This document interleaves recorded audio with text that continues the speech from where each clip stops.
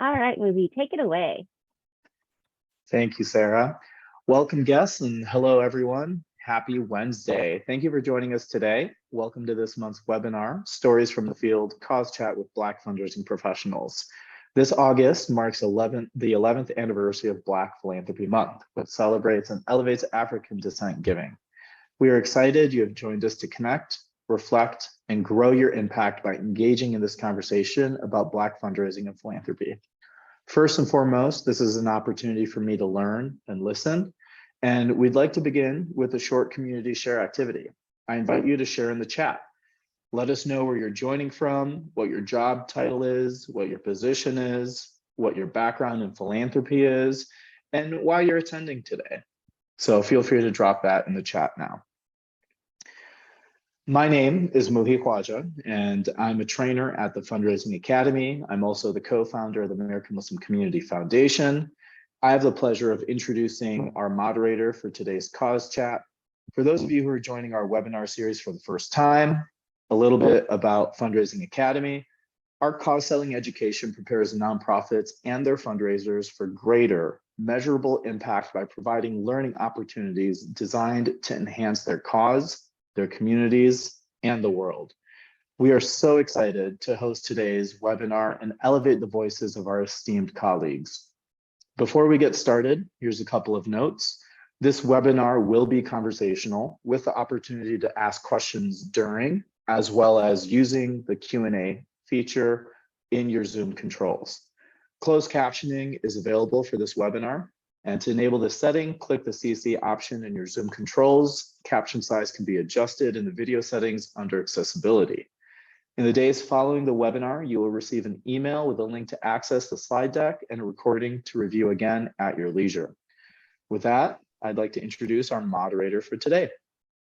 It's my pleasure to introduce Tamara Craver, President and CEO of Reality Changers, who will moderate today's conversation. As President and CEO of Reality Changers, Tamara leads a diverse team of professionals in preparing youth to become first-generation college graduates and agents of change in their communities. She has more than 20 years of experience in nonprofit fundraising and executive leadership. Prior to joining Reality Changers in 2019, Craver was the director of the Posse Foundation in Los Angeles, where her team doubled the number of students served and tripled revenue. Craver is an active and involved community member in San Diego. She currently serves on the advisory council for the Black Community Investment Fund at the San Diego Foundation and the board of directors for San Diego Squared. Welcome, Tamara. Oh, Take it over. Good morning or afternoon, evening, wherever you all are calling in from. Thank you so much. I apologize. I have a little bit of a cold, so I might sound a little congested. I have my Barry White voice on, so please forgive me if I sound a little deep today. Super excited to be here with all of you, but more importantly, I'm super excited to share this time with some amazing colleagues that this will be my first time meeting them. So just as much as I want to learn from them, I hope that you all learn from them as well. So I'm probably going to fangirl out on all of them right now because they have such amazing backgrounds in leadership. And so I'm going to just briefly introduce them, but I really want you to hear from them so they can share with you how amazing they truly are. Because I can only tell you some bullet points, but they're going to tell you from the heart. First up, we have Marcus Brewer, Special Projects and Development Director at Change Happens. And I have gotten so many emails about this young lady right here, making sure that I met her. LaShonda Williams, for Annual Fund Director, Prairie View A&M University. And last but not least, Vincent Wilson, who is Deputy Director of Development for the Obama Foundation. We are going to have a phenomenal time with this amazing group getting to know each other. So Marcus, I'm going to pick on you really quick. If you would take some time to let us know a little bit more about you than just your name and your title. Who are you? I am a native Estonian. There are some of us out here. I have the honor of working for an organization called Change Happens to change the lives of individuals within that third world community in the greater Houston area. We focus on mentoring programs or youth programs. We have about 18 different programs focused on youth and adult services, everything from mentoring in school, after school programs, affordable housing, the Affordable Care Act. We're navigators for the Affordable Care Act, as well as HIV prevention, and testing. And now we're about to become funders. We received a grant from the Texas Juvenile Justice Administration that we are going to be able to help nonprofits that are in the juvenile justice system, that are working with kids within the system to be better, to kind of help them create that infrastructure and that backbone. And we'll be offering funding anywhere from $200,000 to $300,000 over each year for 2 years for around 6 different organizations. So we're really excited about that. It just launched on Friday with the RFP. So if there are any Houston organizations, any nonprofits that are doing the work, go to changehappenstx.org to learn more information about it. Beautiful. Thank you. Congratulations on that. LaShonda. Hi there. I'm very excited to join everyone today. LaShonda Williams, and I share with everyone. It is my honor and privilege to serve as a director of the annual fund at the Prairie View A&M University, home of the Panthers. That place is very near and dear to my heart. It's my alma mater. I'm a proud class of 97 graduate. I eat, sleep, and breathe purple and gold. During my time at Prairie View, I have been able to make some significant increases in securing unrestricted gifts through the annual fund. And I've worked really diligently with our affinity groups to increase not only alumni awareness and giving, but also starting some significant programs as it relates to reunion giving, as well as overall alumni engagement. The majority of my career has been in higher education, and I love being able to help students seek economic empowerment through education. So that is my mission, passion, and purpose. And I'm looking forward to sharing some of the things that we do to make magic happen for our students. Awesome. Thank you. Vincent. That's a tough follow-up to have after Marcus and LaShonda, but my name is Vincent Wilson. I go by Vince. I am now with the Obama Foundation, and I literally just celebrated a year with the foundation yesterday. So I am new with the organization, and it's been a pleasure being here so far in the year. I now live in Oakland, California. I am the Deputy Director of Development for Northern California and Pacific Northwest. So this is my region all the way up until Washington and Oregon. And for the foundation, our mission is to inspire, empower, and connect everyday people in order to come together as a community and really make change. So the point is, like President Obama's story of being one person and showing how much impact that you can have in empowering, inspiring other people to know that they too can make an impact in their community. So the foundation itself, if you have not heard, is building a presidential center in Chicago, and it will be in the South Shore, Jackson Park to be exact, and currently helping raise funds to build that building, as well as the different initiatives that we have falling underneath the foundation umbrella, such as My Brother's Keeper Alliance, the Obama's Leader Program, and Girls Opportunity Alliance, as well as a digital ecosystem as a way to provide access to the physical building, even though everybody we know will not be able to be there. So I'm happy to be on this panel, happy to speak with Marcus and LaShonda, as well as you, and look forward to answering questions that people who have joined have. Thank you, Vince. Is it okay if I call you Vince? Yeah, that's perfect. Okay, great. All right. I always want to make sure. Thank you all for the introductions, and congratulations to all of you on all the work you've done, and more importantly, the work you're going to continue to do, because we all know that this work is not done for any of our organizations. So again, thank you all for being here. I'm really hoping today can really be a conversation. I mean, it's rare that we get in these spaces and have an opportunity to share, to talk and brainstorm. And so I really am hoping that we can really make this like we're just sitting in our living rooms, having a cup of coffee, glass of wine, whatever it was, and have a conversation with the other to get to know just a little bit more behind the why and what you do and how we do it. So I'm just going to jump in and, let's just go ahead and let's jump full feet in. And let's talk about diversity, equity, and inclusion. So when you think about diversity, equity, inclusion in the work that you do in fundraising, we all understand that this is diversity, equity, inclusion has been something around for many years, but it's a hot topic of the last few years. So I would love to hear from all of you. How does diversity, equity, and inclusion play in the forefront in the work that you do daily? Vince, would you like to start? Sure. It plays in the forefront because many of us who do work in the space of philanthropy, a lot of the donors that we're going after, especially those of high capacity, do not look like us. So you have to be able to navigate those spaces, as well as try to learn and listen from everybody that you do encounter. And it is just more than just color. It is class. It's from where you grew up. It's understanding people and finding out how your mission aligns with what they're trying to accomplish as well.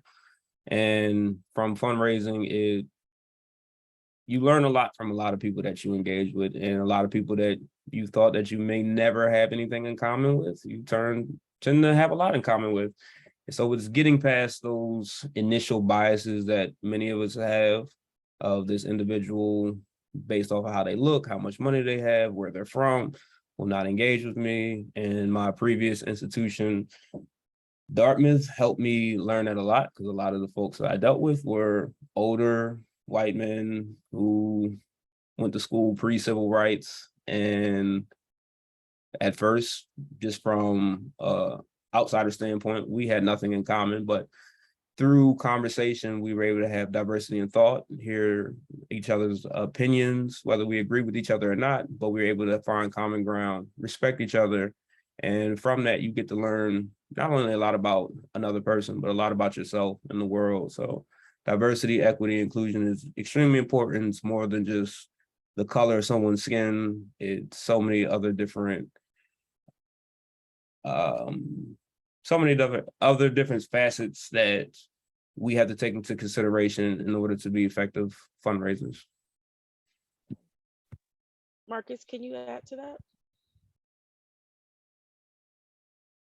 I mean, yeah, he kind of said it. Okay. Because with DEI, it is, and it's also how you approach, how you're able to handle the approach of that donor, because they do have a preconceived notion of who we are when we walk into a room. And sometimes they say things that are not always, politically correct. And so how do we respond to that, and how do we use it as sometimes a teachable moment, and helping them and guiding them in different things. So it's one of the when diversity, equity, inclusion, and justice, are those areas that are extremely important in what we do. And it's one of those areas where it's important, but because, as Vincent said, those high net worth individuals don't have to deal with it. It's not something that they have to think about. So when we walk into that room, we make them have to think about it. So we have to help them to feel comfortable, so that we can do our jobs.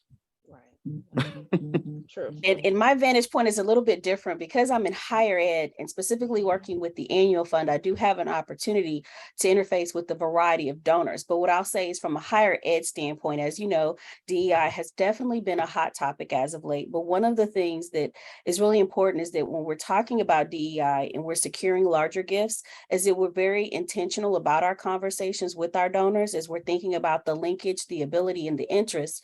An emphasis on interest, and that interest would be, what type of impact are you planning to make, or do you want to make on our particular demographic group?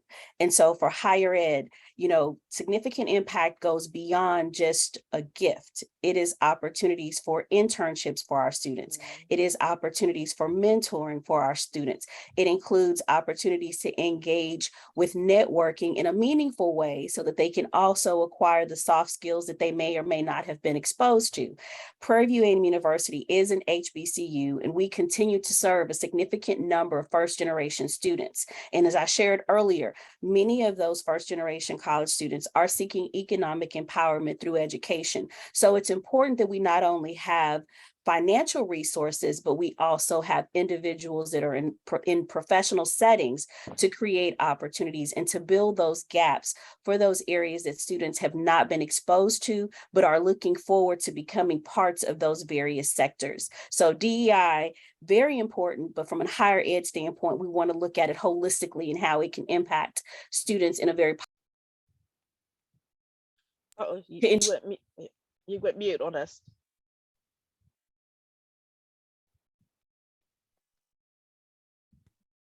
to ensure that they are not only able to secure a higher education, but also to have meaningful experiences beyond the classroom. So philanthropic support, creating that opportunity is very important. Awesome.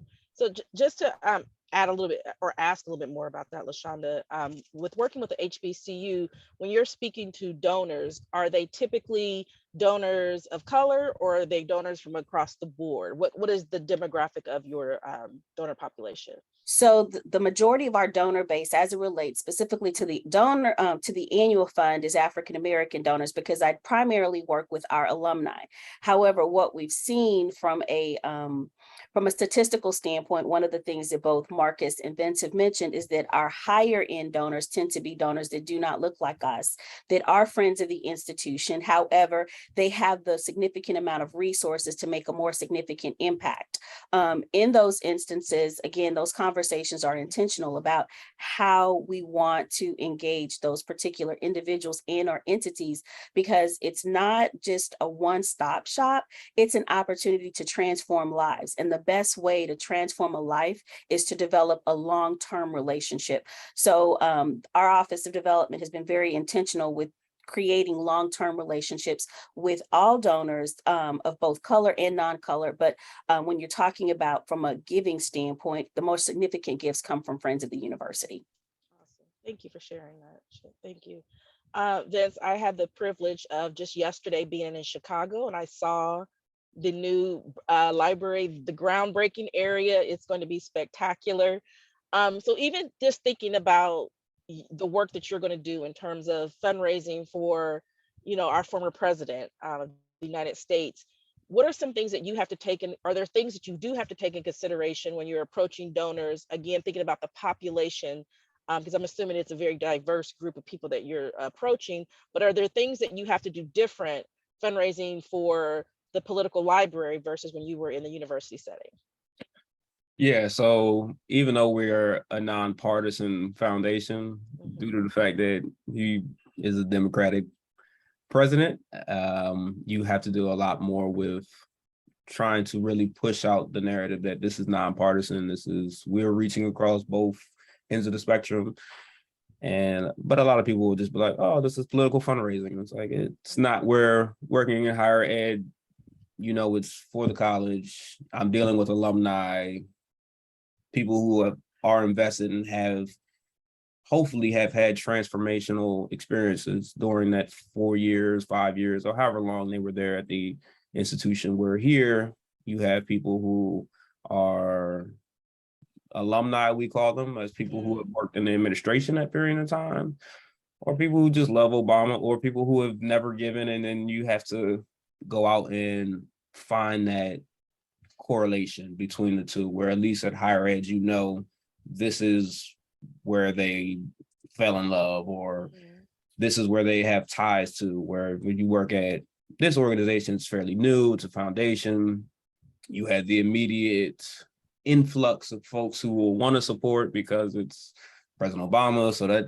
it helps in that sense, because the name recognition itself allows us to have doors open for us.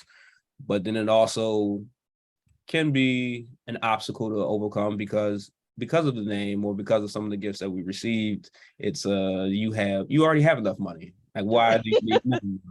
Right. Yeah, President Obama, he can just call anybody. And it's like, no, it doesn't really work like that.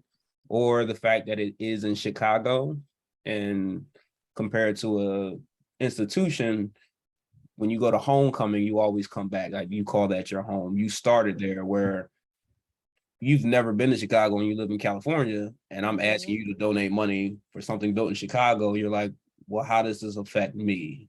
So being able to articulate and show them the wide range that the work that we are doing also affects people in their community. It's not just in Chicago. It has outreaching hands that are able to affect across the globe, as well as, across the globe, as well as in your own community. So it has its own difficulties in that sense, but overall, it's a great experience. There are some correlations between higher education and this work, but there's also a lot of differences as well.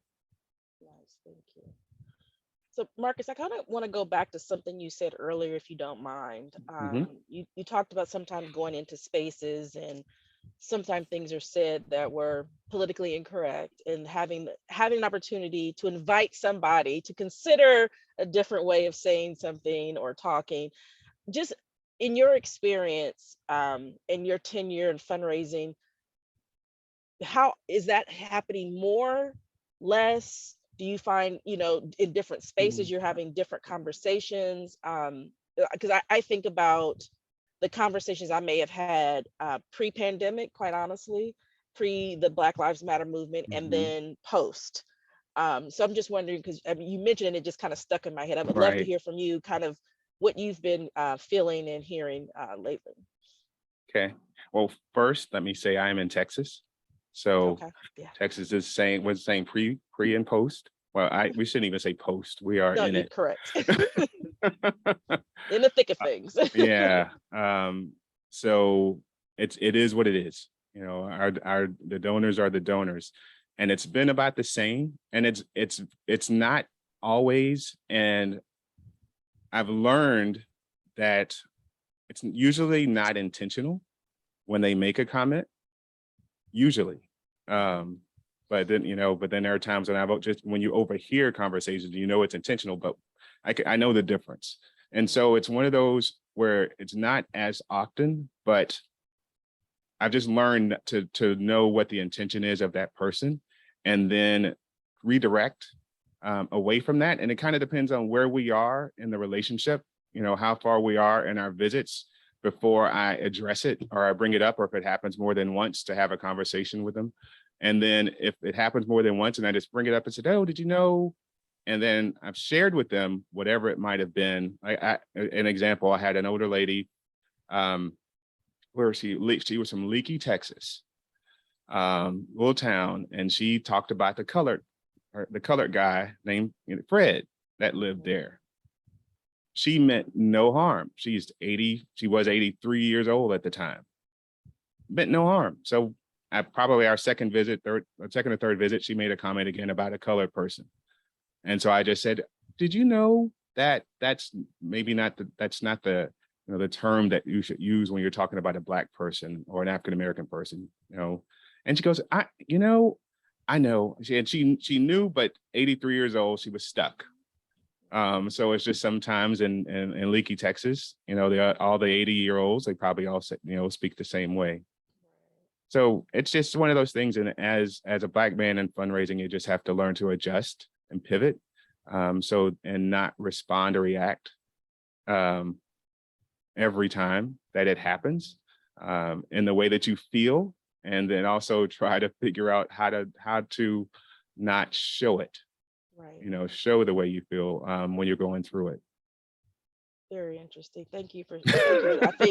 I think we could all probably write a book about the things that we have probably heard, and either use them as teaching lessons for other people, or maybe our staff or students who were in presence of those things.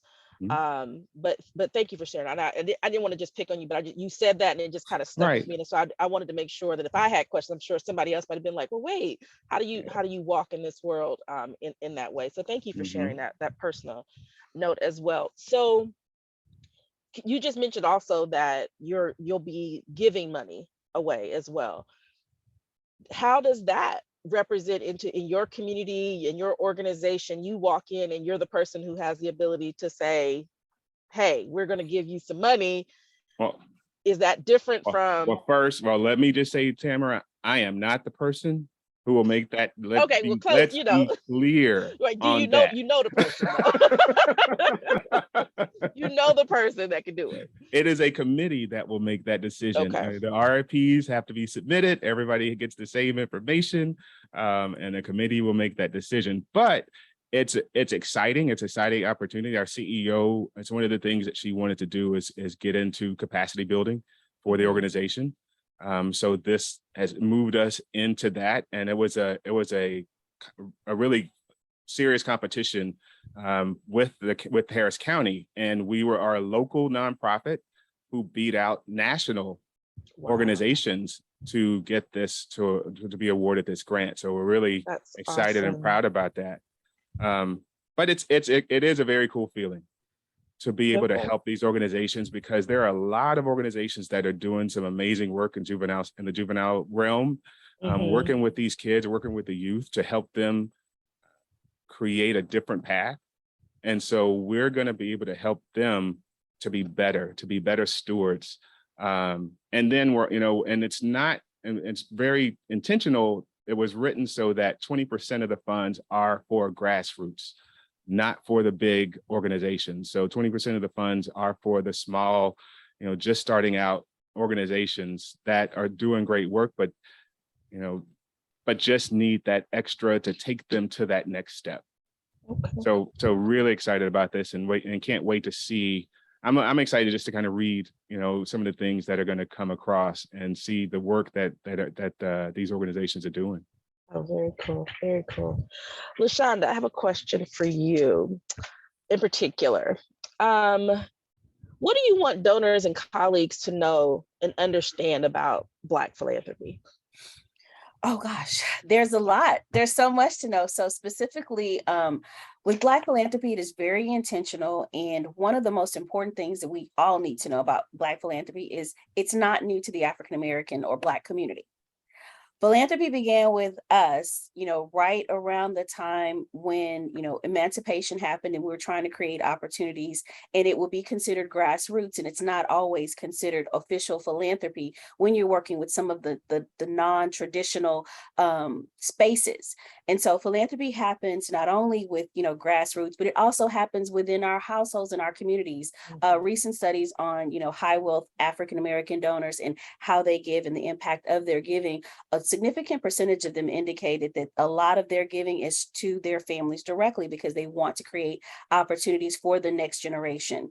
Actually, a third of them do so. And then with that, we also are very philanthropic when it comes to giving to our spirituality, our churches. And a lot of times, again, people don't think about churches or your place of space as a philanthropic gift, but it is. And so we're very philanthropic from the onset. And one of the things that we have to be more intentional and deliberate about when interfacing with donors of color is ensuring that we are good stewards of those said gifts, because that has been somewhat of a challenge in the past with reporting. Sometimes donors are a little bit skeptical about reporting. And so in essence, I think the biggest takeaway is that we are philanthropic. It begins in the household. It begins with our place of space, and that we are here and we're ready to support various entities and organizations. We just need the opportunities to be made available to us. I love that. I was going to say something that we just don't think about, LaShonda, is that we've always been doing it. But we never just call it. Not everybody knows what philanthropic means. They don't, and it's just funny. Helping. Yeah, and I'm gonna go back to what Vince mentioned earlier about with higher ed. We have a significant number of alumni out there, and they have this tremendous affinity for the organization. And our alumni love to pass a hat.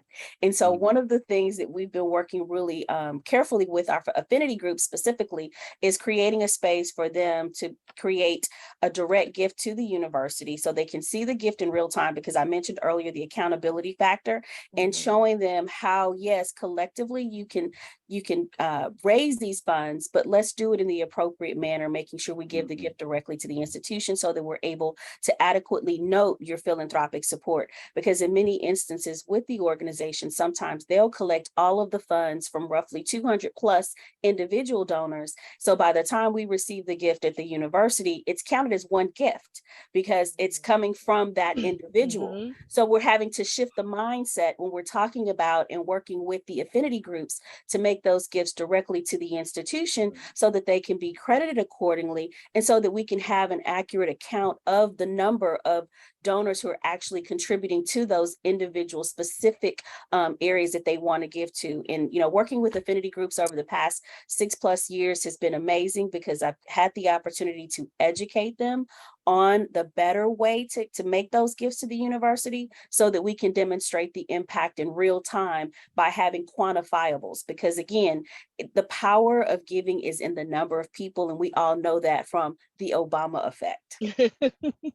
Right. Perfect segue for you, Vince. Was a perfect layup. Do you, from that standpoint, do you believe that what LaShonda just said, the Obama effect, that, we've been doing this for years, maybe just in a different way, just thinking about philanthropy and for Black philanthropists?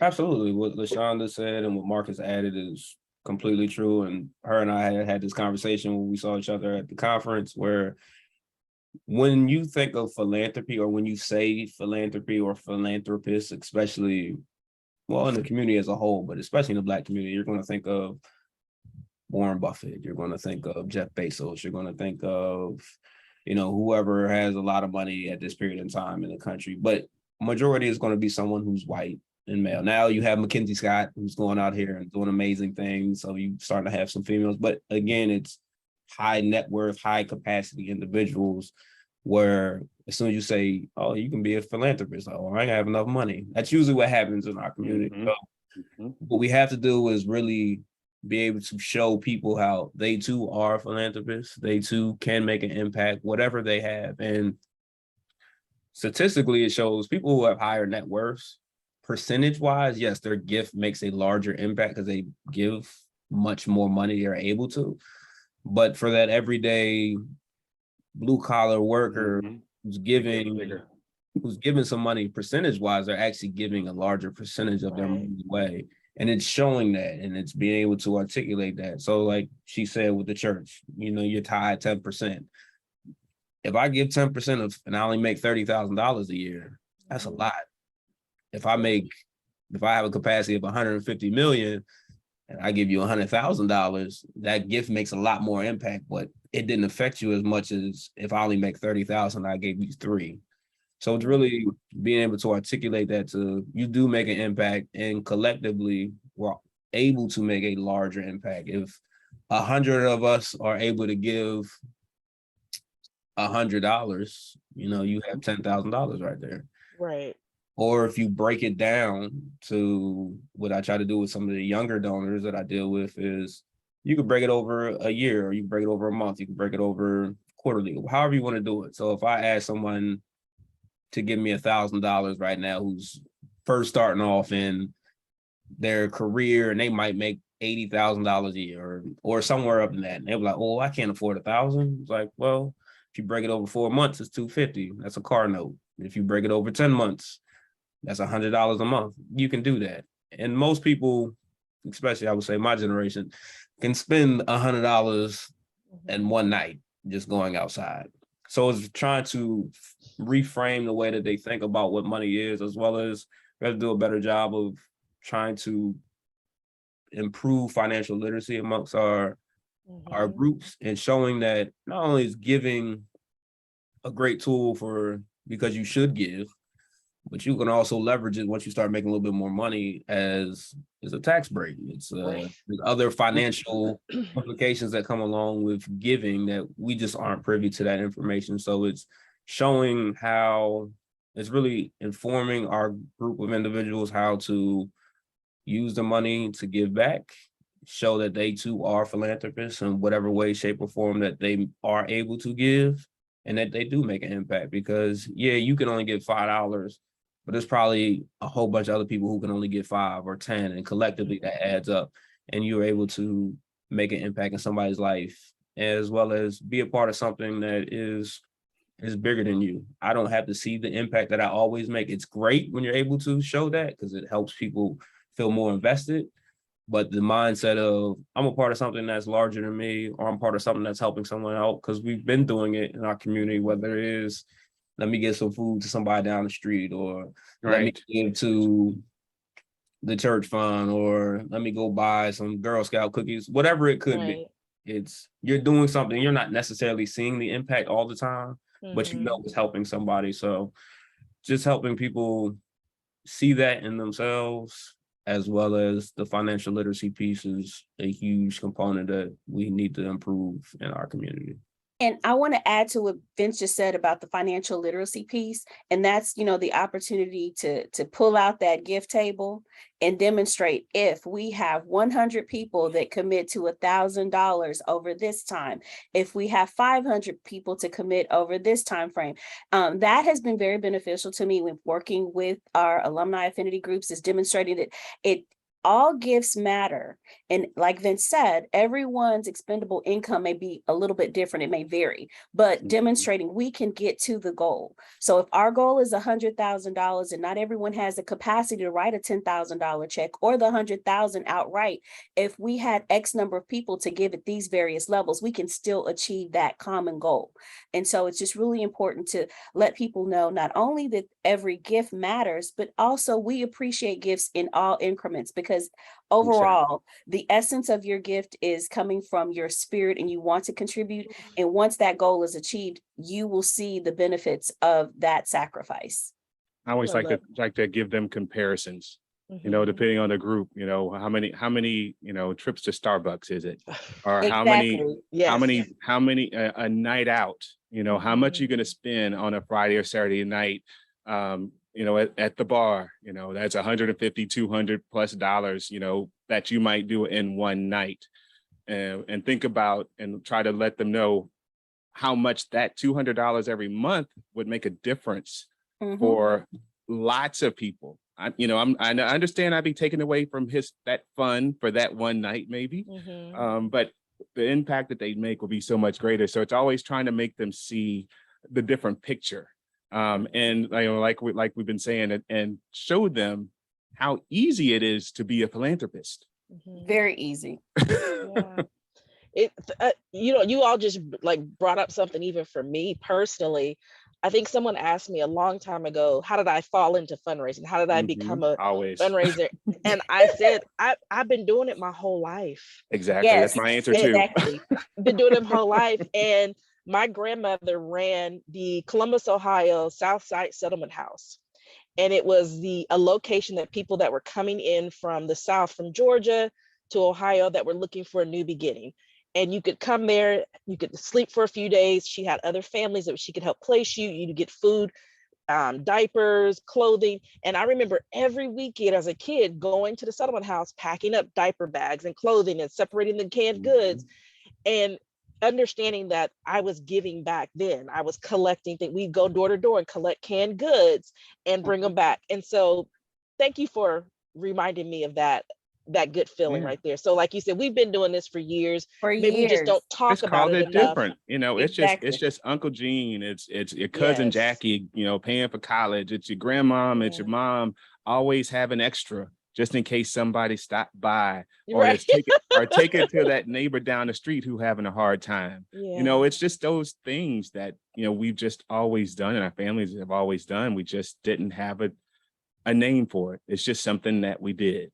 Interesting. Oh, thank you for mentioning that. That wasn't even part of the agenda, but it just came up. So thank you for sharing that. Vince, did you want to say something? Oh, no.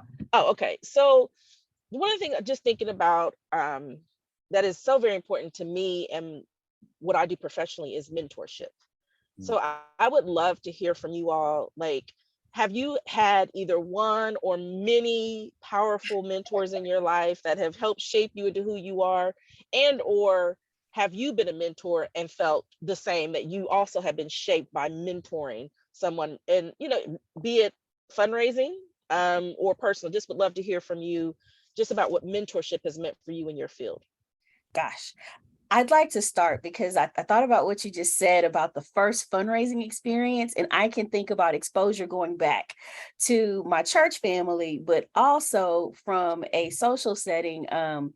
exposed to Alpha Kappa Alpha Sorority Incorporated early on in my life with a program called Big Sister, Little Sister, which was a service program. And Miss Shirley Howard, I will never forget her. She was my church member, and she introduced me to the program because I'm an only child. And she was like, girl, we're going to get you some sisters. And so needless to say, being exposed to social settings, but also the philanthropic arm of the sorority and the impact that it's made. And she, when I tell you, was a godsend, literally and metaphorically, and exposed me to so many things that I knew that the sky was the limit beyond my physical space. And that impact on me from her has led to me to always want to give and to pour into others. In my role, I have the pleasure of interfacing with students on a regular basis. Although my role is fundraising, I get lots of students in my office. And I used to at one point manage our call center. And so we had numerous students that would facilitate phone calls. I'd handle the training for them, the stewardship. And needless to say, although they worked in the call center with me, the relationship transcended beyond those four walls. And I'm excited to share with you all that the relationships I've formed with some of my students has been absolutely priceless intrinsically for me. 2 of my students are on med school, and 2 of my students are actually in the philanthropic space.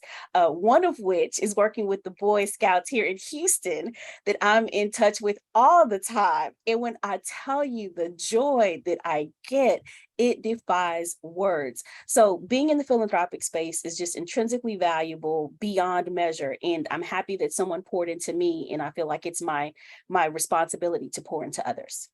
I think it's funny. Yeah, you had to bring the pink and green in there. I saw that. LaShonda. I did.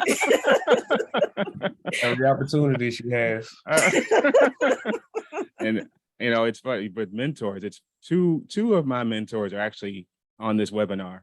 I saw their names pop up. Alphonse Brown and Carmi Williams are both on this call. So they have helped to guide me and people that I can call on and ask questions of, and be honest with me if, about something that I might be doing or not doing, which is something that we need. So that is something mentors are very much needed to help to guide you through this space and to give you honest opinions about whatever questions that you have, or if you've got a campaign coming up, how do I do this? Or what steps do I need to do? How do I approach this donor? And they're able to give you some additional feedback to add to what you've already got in mind. So very important piece. And it's even better when you have mentees that become your mentor. Oh, yes, yes, yes, yes. Yeah, to echo what they all said, I was blessed to be surrounded by mentors in different facets of my life. Starting out with the family, my parents, my grandmother, as we mentioned earlier, was always that person in the family that I didn't see my grandmother. She retired before I was probably born. And I've never seen her work a day. Granted, I know she worked really hard, but she always was a person when times got tough, people were like, if you need a couple dollars, she'd have a couple dollars. And I'm like, man, where does she have this endless flow of money? She was able to, show me how the importance of giving back, the importance of definitely looking out for family and bringing community together. And professionally, like Marcus, I would say my first professional mentor is on this call, and she does not like when I shout her out, but I'm gonna shout her out. And it's our mission ready. She was my mentor at Dartmouth, and she taught me a lot of not only about the field, but also about life, helped keep me grounded, gave me the tools, the tough love that was needed in that space, because I came in there at 25, as we all jokingly say, fell into fundraising. I didn't know what I was doing. I'm in New Hampshire. I've never lived here before. And at times there were people who would say some things, and I didn't have a poker face then, and it would always come out. Like, you said something I didn't agree with, I read it on my face, and she was like, you can't do that, or this is how you need to go ahead and position yourself, how to be more strategic in going about setting up a meeting or learning about the donor or asking the proper question. So mentors are extremely valuable. They can speak life into you. They speak things into existence for you. Like even this job that I have, she gave me, it's funny enough, but about 2018, 2019, she gave me the presidential devotional. So she was like, you need to become more grounded spiritually. And it was the Obama presidential devotional. So that was in 2019. And then literally 3 years later, I'm working for the President Obama. So you never know how things are going to plan out. I would have never fathomed that. But if it wasn't for mentors who are able to be open and honest with you and connect you with people, this is how you get to the places that you're at now. And having that experience is definitely important. And I love when I'm able to reach back and help other people who are getting into the field now that I'm slightly seasoned, even though I'm still fairly new. It's great to just do that because you never know the impact that you can make, as well as you want to be able to help people try to avoid some of the obstacles you face, but those obstacles are also learning lessons. So how do you maneuver through it and don't allow it to defeat you? Because it can be hard, as we've all experienced being a person of color in fundraising. You tend to be, very few of you are in the room. And especially when you go outside. So it can be intimidating. You deal with imposter syndrome, but it's always great to have someone who's been there, who's experienced it, who can give you advice on some of the things to look out for, as well as can be a sounding board when you are having these tough times where you're like, man, I ain't doing this no more. I'm about to just go do something over here, or why am I here, or what is even the meaning? And they can help you see the bigger picture and have a different perspective. Yeah, and teach you how to not let that eyebrow go up. Yeah, that's very important. Yes. Poker face is very hard. Very hard. It is very hard. Yeah, that is my challenge in process of becoming a strength, is to maintain the poker face. Listen, we are always a work in progress. Always on that walk. We on that walk. Always. You know what? I think mentorship literally has been probably the most pivotal thing in my life, is having some amazing mentors in my life. But even thinking about when I entered the official career of fundraising, I was very fortunate to have a Black female fundraiser as a supervisor. And she was one of the strongest fundraisers I've ever met. But she taught me so much about fundraising, navigating spaces as a Black woman, owning your power, owning the identities that you carry, and even some of the biases that you carry about yourself and what other people see.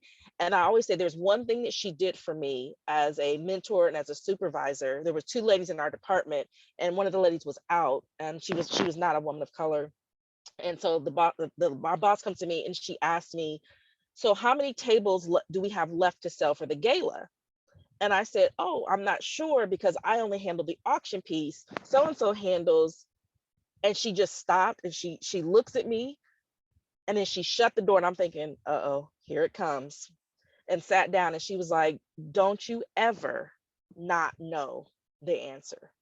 I need you to know what she knows, because you never know when an opportunity is going to come and you might be in position to take that person's place, because it would be a promotion. So I don't ever want you to say, I don't know, should never come out of your mouth. It should be, let me figure it out. I'll get the answer. I'll get back to you. And when I tell you, I was so angry at her for that, I was just like, oh, she offended me. She hurt my feelings, but it didn't stop me. It didn't stop me from moving forward. So I learned everything I could, because I was not going to get caught like that again. And it was either she knew something was coming. Maybe 8 months later, that woman resigned, and she came to me and she said, so how many tables did y'all end up selling at that event? I was able to give her all the numbers, all the details, and her reaction to me was, congratulations, you have the job. And I've never forgotten that moment, never. And so even that little piece of mentorship has stayed with me my entire life. So I put a plea out to everyone on this call that continue to look for mentors to continue your growth, but turn around and mentor somebody else. It literally can be a life-changing experience, not only for them, but for you. As we said, sometimes the mentee becomes the mentor. One of my favorite mentees is now a doctor teaching. He's a college professor, and he's coming to me, and I'm like, I need to be looking at you now. So I implore everybody on this call, if you're currently not mentoring, find a young person to mentor. It could change their life. Find someone in our field to mentor. It's literally life-changing. So I'm glad all of you have had wonderful experiences as well that have really shaped your careers as well. So I would just love to see, out of the three of you, if there's anything else that you want to make sure that all of the listeners here today really take home about Black fundraisers, Black philanthropy, Black Philanthropy Month. What are some things that you would love to just make sure you left people with? I'd like to start by saying I'd like to challenge all those that are listening to share with their friends, their colleagues, their family, that in the spirit of Black Philanthropy Month, let's take it one step further and make a conscious decision to support an organization of your choosing that definitely will need your support and lend itself to some of the things that you hold near and dear to you. This year, at this time, I'm closing out my end of year campaign for the fiscal year, and our theme is Finish Strong. So I encourage and challenge each of you to finish Black Philanthropy Month strong. And that means committing not only to a philanthropic gift, but as Tamara said, identify a mentee to help change your life, because there are three versions of resources. There is the philanthropic money resource, there is the time resource, and there is the talent resource. So let's use all three during the month of Black philanthropy as a pivotal starting point for an ongoing commitment. That's funny, time, talent, and treasure. I used to always say, I've got lots of time and talent. And then I had a donor who said she got more money than time.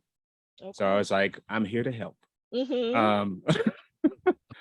So, and what LaShonda said is just dead on, is that we have to be intentional in what we're doing.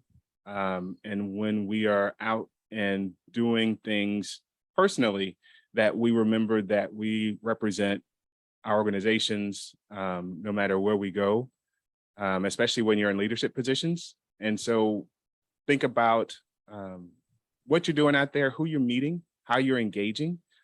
And also, especially when you're in leadership positions, to keep your eyes open for talent, because you just never know who you'll meet and where.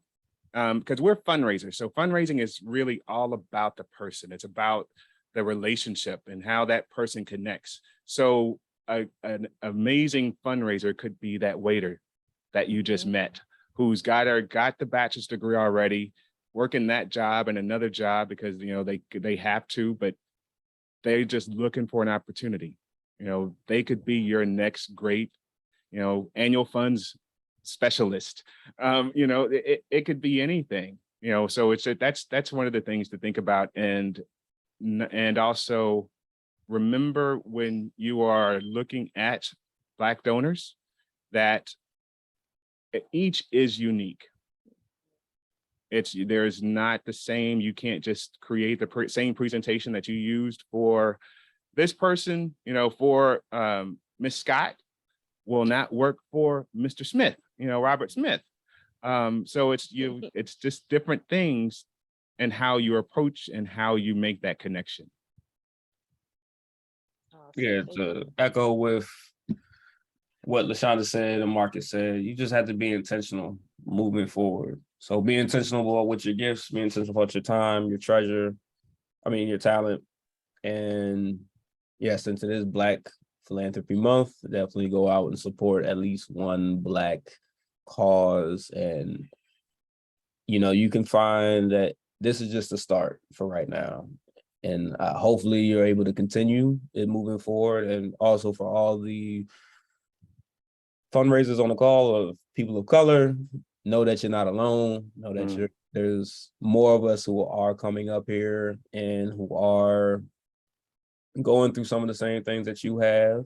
And I know I can speak for myself. There was a time, and there's still are times that, you know, I dealt with imposter syndrome, like, oh, I don't belong here, especially working in higher ed at an Ivy League institution where I didn't go to Ivy League, and I was like, man, they throwing some words out here. I never heard of that in my life.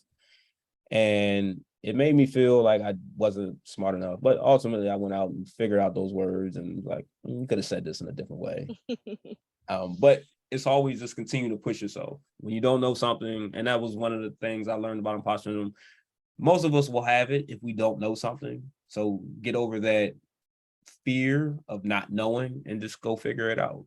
Because most of the times in life, when we are given something that when we're put in a situation and we don't know how we're going to get out of it, we don't sit here and say like, man, I don't know how I'm going to do this. You figure it out. So literally apply that to the work that we do. And for those who are on the call who aren't people of color, just continue to show up to events like this, continue to try and do your best to learn about other groups, other ethnicities, and then going back to the very beginning of it with diversity, it's listening to people, not assuming that you understand where they're from, or everyone has their preconceived biases and notions of what the person based off of how they look, how they're going to respond, and you don't know. It's literally just listening, having open dialogue, having conversations with people, and doing your part and using your platform in order to elevate voices who are not in those rooms, or when you see things that are wrong, being able to speak up. And I know it's uncomfortable. You may not feel like you have the power, or you might ostracize yourself. But in those moments is also when you can reflect and be like, this is probably how my colleague of color feels. So continue to do the work. And I appreciate all of you for always showing up to conversations like this. And don't be afraid to reach out. Don't be afraid to be wrong. Know that you will have mistakes. So show grace for yourself, and also for the people of color. Show grace to people who are actually trying, because as Marcus said, you do find times where someone's going to say something, you're kind of like, but you can see what the intention is behind it. And if it's not a place of ill will, or if it's a place to cause harm, show grace and allow that to be a teaching lesson. And from that, we can all learn from each other, and collectively we can make a large impact, as it goes back to the full circle of small amounts make a large impact. And going back to what the foundation preaches is empowering, inspiring, and connecting everyday people in order to make the largest impact in our communities. And I know we're right up against the end, but there was a question in here that I wanted to answer, and it asked about pursuing smaller donors. And I have a great example of that. When I was in an organization, there was a African-American woman in Dallas who gave $200 to maybe $1,000 the most a year. And on a trip to Dallas, I went up to visit her because I already had my anchor. So I scheduled her because she had been making contributions. And after the third visit, she said, you know what, Marcus, I've been giving $300 a month to a church that we haven't been to in 2 years. Why don't I just give that to y'all? And I said, oh my God, that's great. I said, would you consider just rounding it up to 500? And she said, okay. So this woman went from 250 to 1,000 at the most per year to 5,000 per year. Just from the conversation. And because she didn't give as much, nobody ever talked to her. Nobody ever had made the phone call to thank her in person or went to visit her. But she grew that 25,000, and before the pandemic, we were talking about it, another gift higher than that. And she was the first Black manager for IBM in Alabama.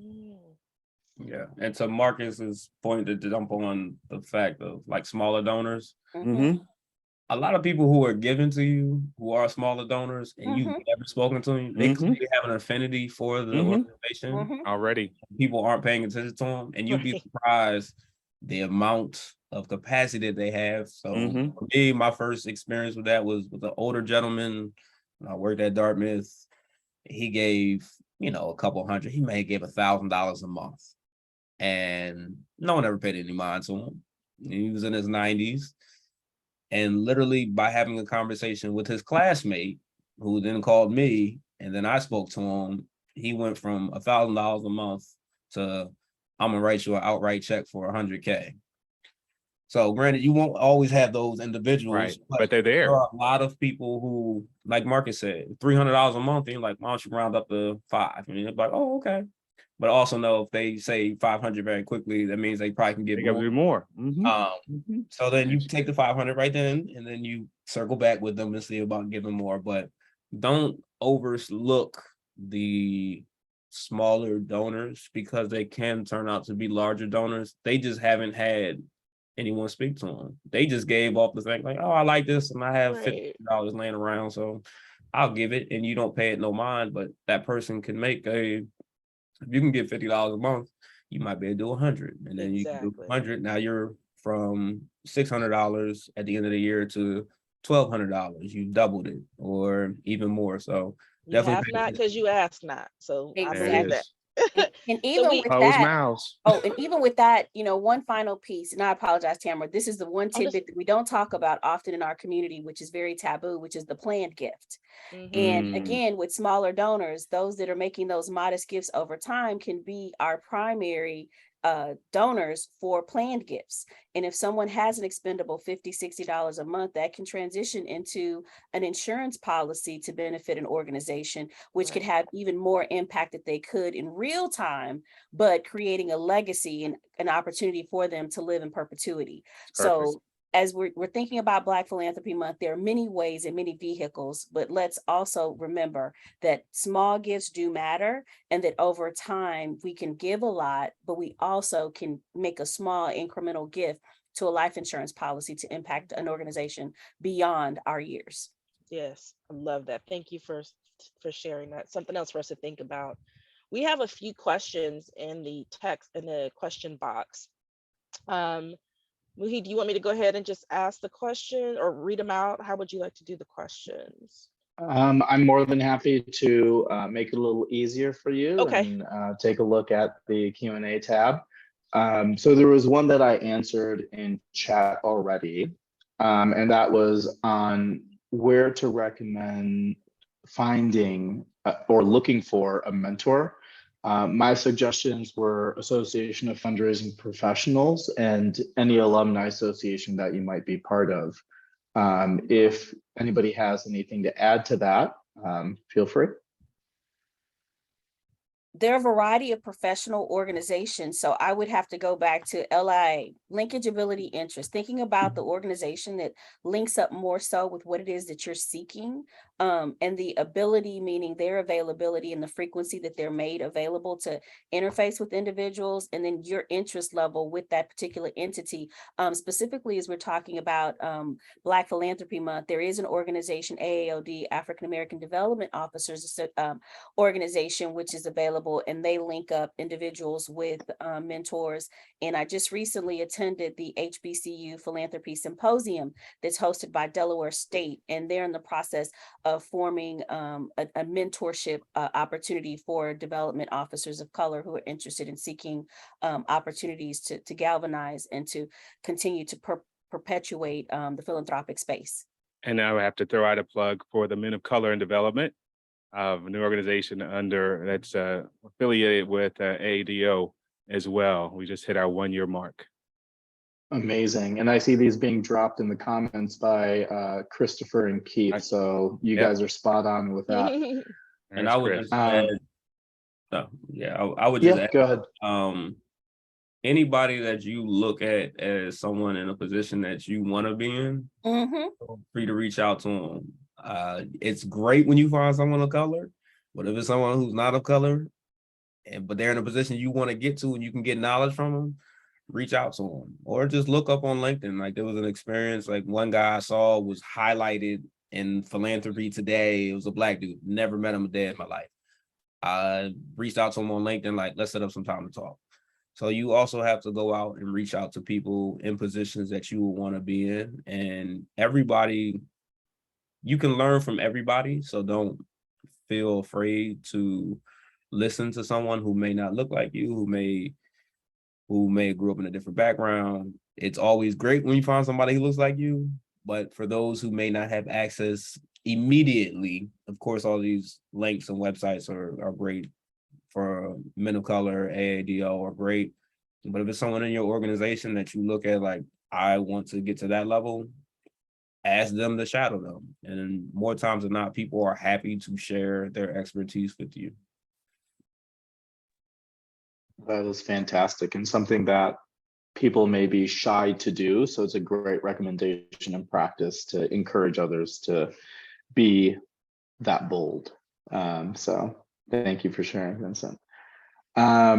So we do have a lot of questions. So maybe if one person tries to answer them, that way if you can add value to something that somebody says, feel free to add in. But if you agree with what they say, just give them a nod. So we have an anonymous question. How would you approach the board president of a local AFP chapter to begin educating AFP members and the board on DEI? I know a lot of the AFP chapters that I've been involved with have DEI committees, but They have yeah, idea exactly. Exactly. Template's already in place from national. Mm-hmm. So hopefully, if you're listening, encourage them to use the templates that AFP National has and AFP Global. But if that isn't working, what are other ways to kind of encourage that conversation? Plus, if they want to, what is it, the 5-star award that chapters can win? I think it's 5-star, maybe 10-star. That has to be part of it. So if the chapter wants to be recognized by nationals, idea has to be part of that.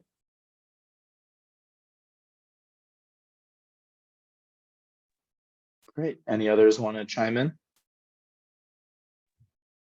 I would say if there isn't already a committee pre-existing, there should be somebody else that you may know or have run into that has also some similar feelings. So I think if one or two of you go in and talk to the head of your organization and mention it, that it, like you said, it's kind of a national movement to create this. So I think if you go with a couple people and they don't have the committee already, I think maybe that would be the best way to start. You might have to unfortunately be a part of the committee, but I think sometimes that's a great way to get it started. Yeah, and sometimes the best ideas are the ones that you have to implement yourself. So I definitely feel that one. So the next question is from Tasambra. Do you recommend pursuing smaller donors for those in grassroots organizations? That's the one I answered. Okay, wonderful. And Solomon shares, each one of the panelists have gone through a process of navigating the challenges in philanthropy. What has helped them be authentic when the temptation and pressure for conformity is huge? So I will say, maintain true to yourself. I'm a very spiritual person, so I often say mission, passion, purpose. And I have to say, stay true to myself in all that I do.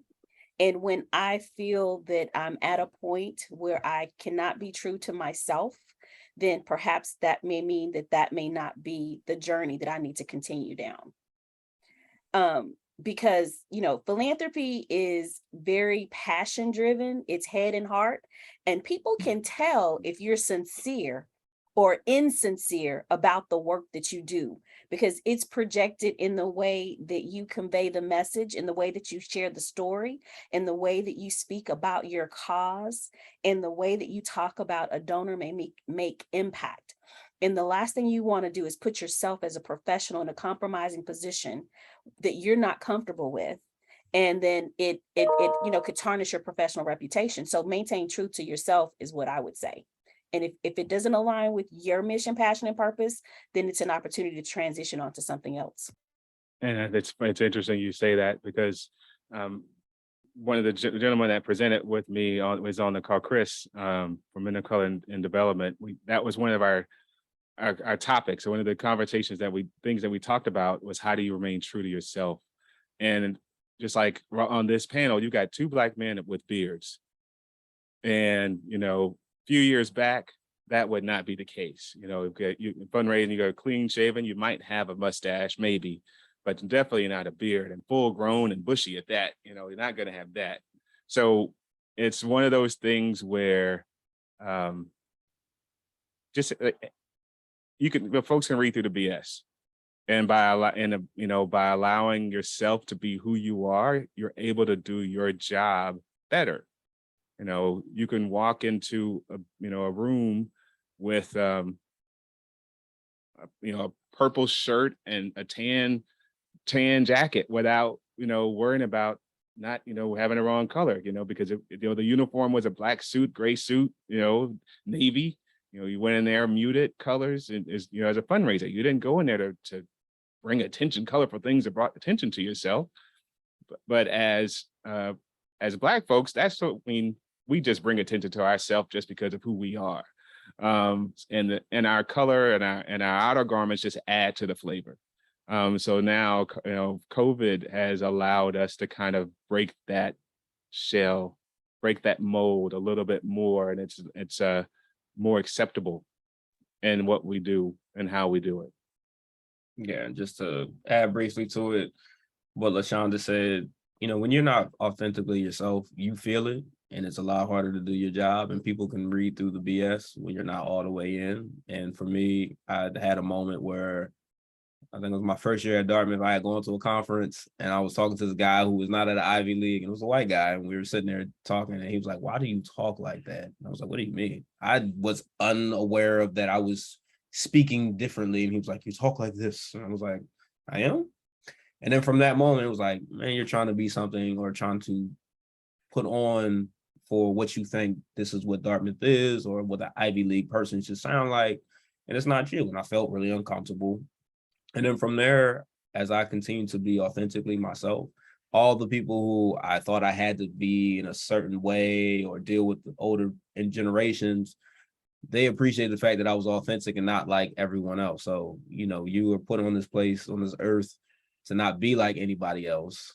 You need to go ahead and be you. Now, granted, there are some things that are appropriate to act in certain spaces and not, but be your true self, and then you'll allow yourself to really achieve whatever goal that you have set in the best way that you felt is comfortable, instead of doing something that you want other people to perceive you as.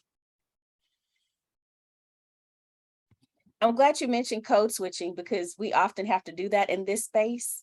And with code switching, there's a way to code switch, but yet maintain your true self. And so that example of that will be exactly what Vince just said.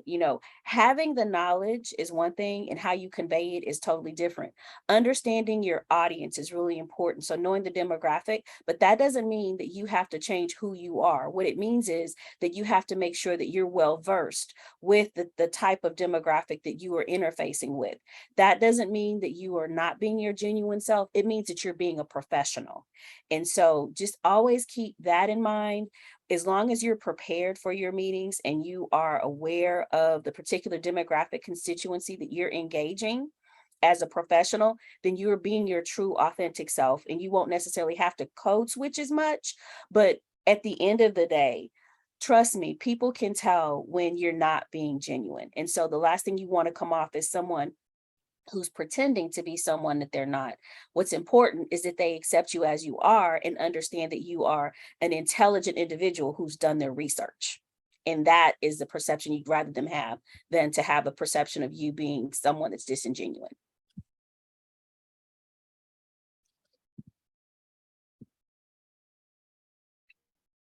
Wonderful conversation, and so much to add and a lot of depth here. So I really appreciate you being authentic in your responses. We have another anonymous attendee with a question. As a nonprofit leader, how do you recommend dealing with board members who don't support your nonprofit's plan to create more board representation? Fire them. I love it. Yes. I mean, switch them off. That's why we have term limits, right? I'm sorry, that came out really fast, didn't it? But it's either you have a board session, a board retreat, and you talk about it as the board, and you bring in a consultant to really drill down into what it means and how to do it. And if they are not on board, if they do not understand the concept of diversity, equity, inclusion, then if you are like, for me, I am at a Black-led, Black founded organization. If we have a board member who doesn't understand what that means, then they don't need to be on our board, because they're not, you know, as a fundraiser, I don't need letterhead. I don't need a name on the letterhead. I need somebody who's going to be an ambassador. I need somebody who's going to be a foot soldier for me to open some doors and do some things, versus somebody who just want to show up for meetings and talk for an hour and show up the next time. And I think it's really important too, to make sure that you're really familiar with your board governing rules and guidelines. And if you don't have, you know, terms and specific responsibilities in place with your organization, because I know with some smaller organizations, they may not have those infrastructures, making sure that you have the fundamental infrastructures in place about the expectations, the term limits, and then the selection process. Transparency is going to be key with continuing to grow not only your organization, but to grow your board and to in awareness with them. I think just as staff, you want to make sure that they're on board with the mission. It would have to be the same with the board, because if they're also going to be the ambassadors of the organization, they have to be able to speak the same mission statement and, you know, of what we're doing and how we're doing it. So I think it's very important that everyone's on brand. One thing that I am loving about this Q&A session, you know, it's not necessarily about engaging Black board members, Black donors, philanthropists. Y'all are given fire answers to just everyday nonprofit things, and I think we need to recognize that as well. So, you know, I think there's so much that the nonprofit industry has to learn from every aspect of you know, the multitudes that make it up, from the beneficiaries to the donors to the workers. And I'm learning so much from your answers, so I really appreciate what you are all sharing. We have another anonymous attendee. How do you incorporate your communications and program departments in your fundraising efforts? I love that question. I feel like it's meant for me. Take it away. So in higher ed, resources are different from a traditional nonprofit and or grassroots organization. One of the things that I will say that we have done a dynamic job with is incorporating all of our resources in everything we do, not only just with annual fund work, but holistically with major gift donors, as well as putting together prospectuses for larger corporate gifts. So specifically from an annual fund perspective, for those of you that are working with smaller organizations, one of the many things that I do is incorporating our marketing and communications professional team, as well as our students, in some of these processes that we have in place with developing material. So our marketing communication team may edit some of my emails. They help me with social media. I have students to put together stewardship thank you videos in partnership with one of our professors. In addition to that, we put on programming in partnership with the marketing and communication students.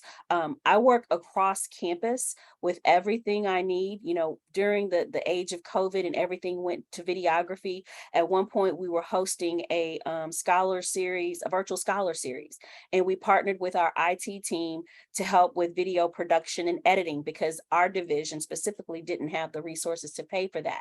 So thinking very creatively. I mentioned earlier time, talent, treasure. You may have some individuals that may give modest amounts, but they may not have a lot of resources available. But think about some of their talents. Think about individuals who contribute to your organization or may contribute to your organization through their professional skill set, because that is a commodity in itself. And so again, in my particular role in higher ed, I'm always reaching out to the various entities that surround me to ensure that I'm able to continue the mission forward. But as you're in different spaces, think about those individuals that are donors and or volunteers. what are their specific interests? Is it someone that's interested in helping with creating a portfolio for themselves outside of the current job that they have as it relates to marketing and communication?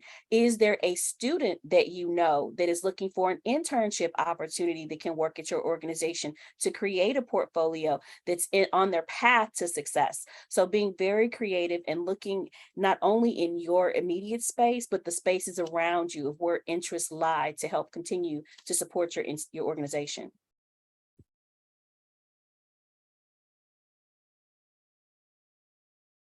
Again, wonderful insights. We have another question, and it seems like a participant has also answered it with their thoughts. So I'll read both the question and the answer. Anonymous attendee, I started working for a new nonprofit who did not call or visit annual donors. How should I start this new process? The donors have been giving for years. And Daniel shared, start with a plan. Are you focusing on larger donors or loyal and consecutive donors? How much time are you spending on this outreach and the conversations? Keep some metrics on the number of visits and increased giving over a year. So yeah, this is like important to see how impactful the communication is with the donors, and if it increases their giving, retains them. We know there's so much with retention and attrition, but yeah, happy to hear everyone's thoughts on what they can do to start this new process. I think for the anonymous donors, one of the things I've always done starting a new organization is I go on a listening tour. And I just call supporters, present, past supporters, to learn the good, the bad, and the ugly of the organization that I've just joined. Why do they support? Why do they stop supporting? And especially those who haven't given, who stopped giving, are always surprised by the phone call that somebody's calling them to ask that question. And they have come back sometimes because I was able to provide them with some updates. Something wasn't being done. They weren't being thanked. So that's part of it. Nobody had ever given them a call, but that when they had made donations before, they asked questions. So it's just finding those things out. So and that gives you some really fertile ground to work with. If you're working for an organization who's never made the call to those donors, they will be so happy and surprised to get a phone call from you that you will have that stitch will be a whole lot stronger on that donor than it was before because of the phone call or the email that you just did with them. Yeah, to add on to what Marcus said, that was something that I did once I joined the organization, since we're fairly new. We had a lot of people who are trying to contribute or have contributed, and just due to the size of the organization, you didn't have enough people to really do the outreach. So when I first got on, like Marcus said, a listening tour, or I sent out a whole bunch of emails, and one of the things was I went to everybody who had made a gift at least once in the past 5 years. And it may have been a couple years ago. And my email literally would say, thank you for your past contributions. I introduce myself and would literally say, if you're open to it, would love to find some time for us to connect. Would love to learn about your experience, what the work that you do, and what inspires you to support in the past, as well as I would love to provide updates on what the foundation is doing currently. And a lot of people were like, man, I've never heard from anybody outside of just the generic email that you might have got saying, thank you for your gift. So just going on a listening tour, you will have some people who will definitely tell you about yourself. Well, not about you, but about the organization, their experience. Biggest thing is don't take it personal, but just the attempt of outreach, whether it's from a phone call, whether it's from an email, and if you have the time and want to do it, handwritten notes actually go a long way, especially if you're dealing with like an older generation. They are very well received. So just finding out what works best, but definitely don't go in it initially with I'm trying to sell you something or I need more money. Literally going into it as a thank you for your time, thank you for your past gift, would love to learn about your experience. And from there, people will tell you about what their experience is and more than likely come back aboard and give you some more money. I can say, Vince, on that, I learned, I think it was the 2013 AFP Icon, went to a session, and stuck in my head, that one takeaway. If you go to somebody and you ask for money, you get advice. If you go ask for advice, you get money.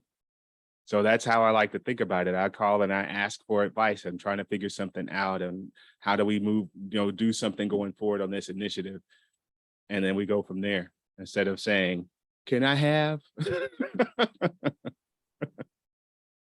So true, so true.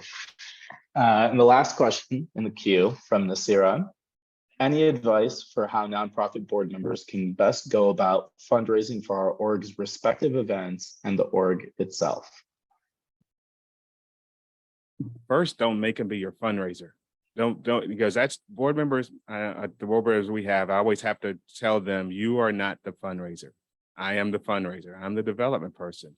You are here to help me to open that door, to make the connection. So all we're going to do is go talk to your friend.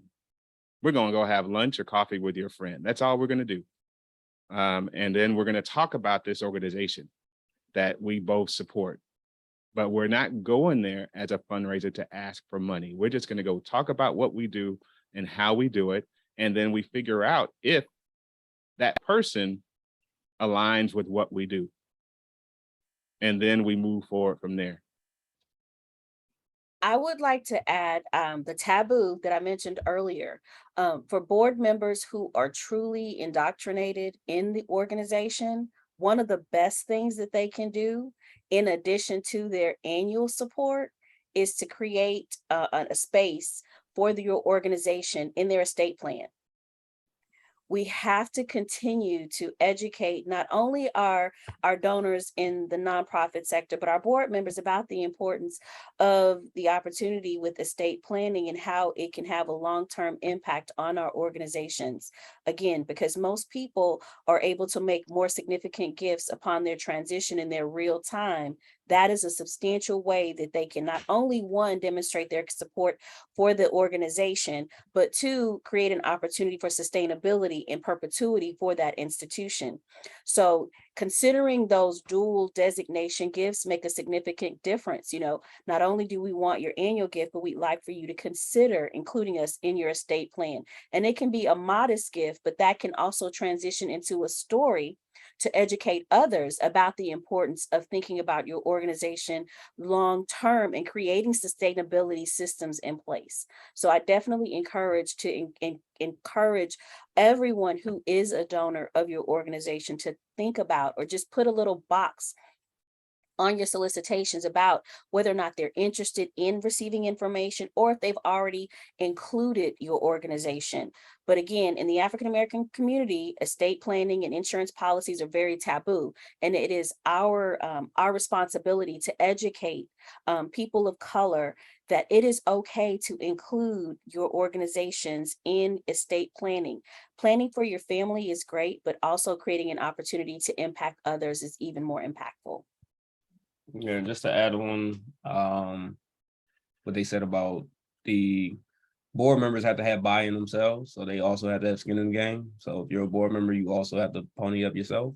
And then with fundraising events, you ideally would like to fundraise slightly before that instead of just the event, because if the event's the only thing I hear from you that first time, and the first thing you do is ask me for money, you'll get money that one time.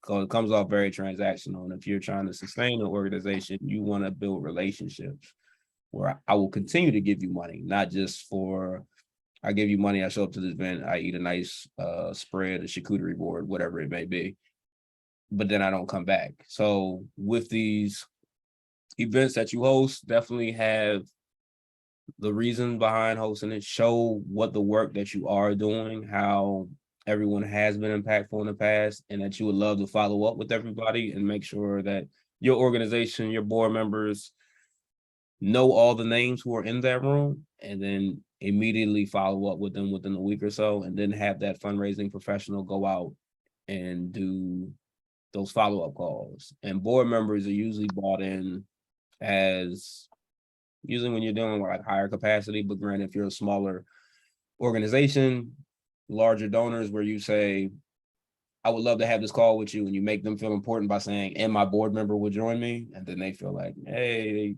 they really value me more so, that's when you bring board members in. Outside of that, it's whoever your fundraising development professional is, you have them go out and do the outreach, and you bring board members in, ideally to close larger deals. You don't want them to just be outside asking people for money all the time.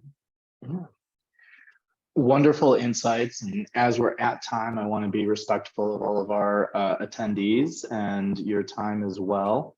Thank you so much to the fantastic panel. Again, I learned so much. As a reminder, each of you can find this webinar in our learning portal, and you can register for free at mylearningportal.org. Take a look at our accelerator cohort, which has an application deadline of August 26th and will run for 10 weeks from September through November. You can find more information at fundraising-academy.org. Thank you for your participation. The Q&A was fantastic. And again, you will be receiving the link to access the slide deck and recording in a follow-up email. I'd like to thank all of our panelists for joining us today, sharing their journey and their words of wisdom. Thank you to our audience for your time and participation to help us continue to improve our monthly webinar series and ensure we are providing value to you. Please take a few minutes to complete our survey that will appear at the end of the webinar. We hope you are all safe and healthy. Please enjoy the rest of your day, and thank you for all that you do to better the communities in which we live, work, and play. Thank you so much. Thank you. Thank you. Thank you. Yeah.